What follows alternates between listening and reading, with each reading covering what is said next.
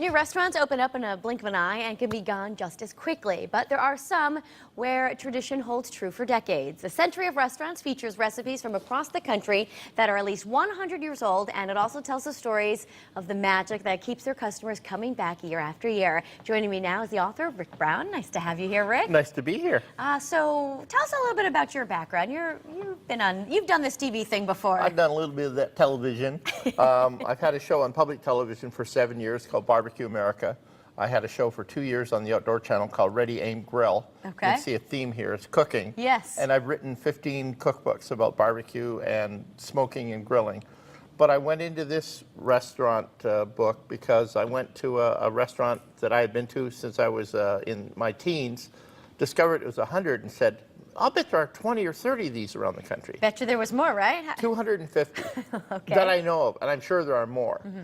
But what I did was pick 100 diverse geographically in what they serve, their history. Try to make an interesting book for people to read. But literally, this book is a history of the United States as seen through its restaurants. That's pretty fascinating stuff. And you picked one today from Oregon, you said, right? This is a recipe from Oregon, from Portland, Oregon. Okay. This is this is Dan and Louie's Oyster Bar.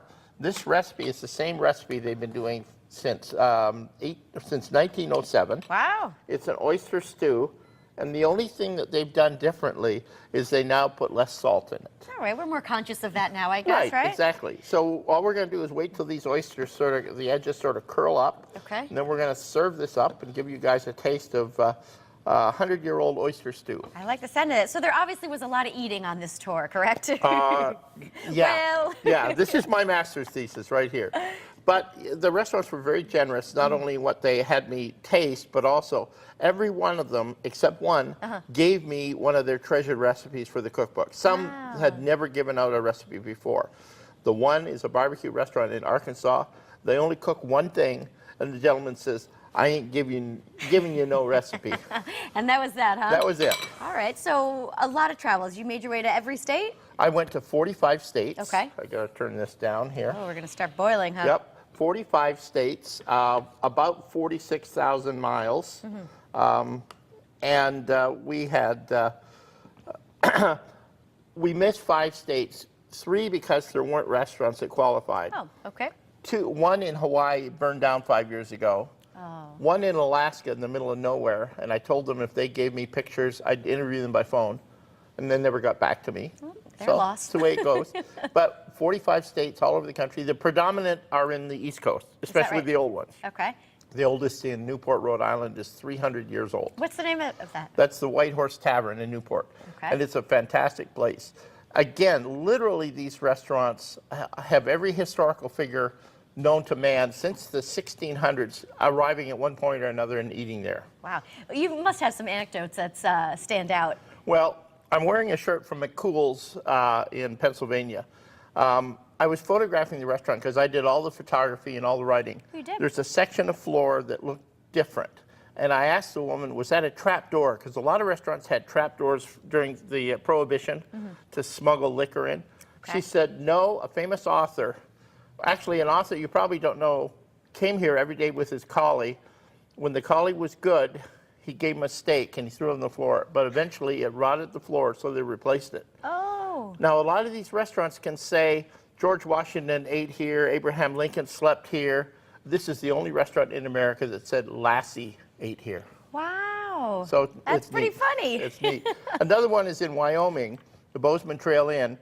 I visited, shot pictures, and then I interviewed the wife of the owner by phone when I got home to Washington.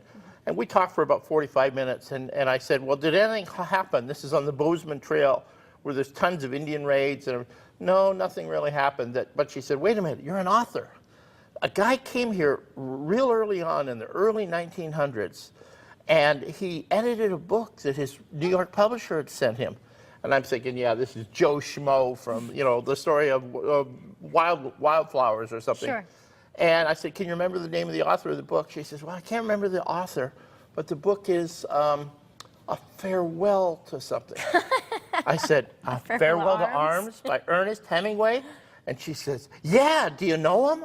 Oh my goodness. Wow, there's some history there. Absolutely fantastic. That's great. In New York, Francis Tavern, the cook not only helped rescue prisoners of war during the Revolutionary War, the British kept a lot of prisoners in ships out in the river, and they were starving them. This chef went to one of the commanders and said, "Look, I will feed them if you let me." And the guy says, "Okay, if it's your thing. If you want to pay the money and feed them, go ahead." He did. And this chef was so good, he became a friend of Washington. And when Washington was elected president, the first White House actually was in New York City. Oh. So what happened is Washington brought this gentleman on as the first White House chef. He's a Jamaican. Okay. That's pretty interesting. That is pretty interesting. I got to ask you, what's in Connecticut, since you are here on Connecticut Style? One of my 2 favorite hamburger places in America is the Louis Lunch in New Haven. Oh, right down the street, sure. And they still use the same vertical grill that they used when they first opened. It's a very special vertical grill. They do the hamburgers to order. Fantastic place, tiny. You got to stand in line, but it's worth it. It is, right? And the other one is one of my favorite restaurants of all time, is the Grizz. Griswold Inn? Griswold Inn in Essex. In fact, I'm going there after this for lunch. Good. I'm going to surprise my wife, who doesn't know I'm back east here. She thinks I'm on tour somewhere else. I'm going to surprise her. It'll be a great afternoon. But there's just so many great restaurants, and I encourage people, support and visit these heritage restaurants, because if you don't, they're going to be gone. That's true. And all we're going to have is a bunch of golden arches and red roofs and fast food. We don't need that. We need to maintain the culinary history of the United States. That's true. We could learn all the history through your book, A Century of Restaurants. And looks like our oyster stew is coming along nicely. Our oysters are ready to go. Little milk, some butter, oysters. We'll have the recipe over at WTNH.com. And Rick, we're going to dig into this at the end of the show. Where can we find your book? You can find my book at my website, centuryofrestaurants.com, or Amazon.com, BarnesandNoble.com. Any online bookstore, any major bookstore will have it. All right. And I plead with you to buy it.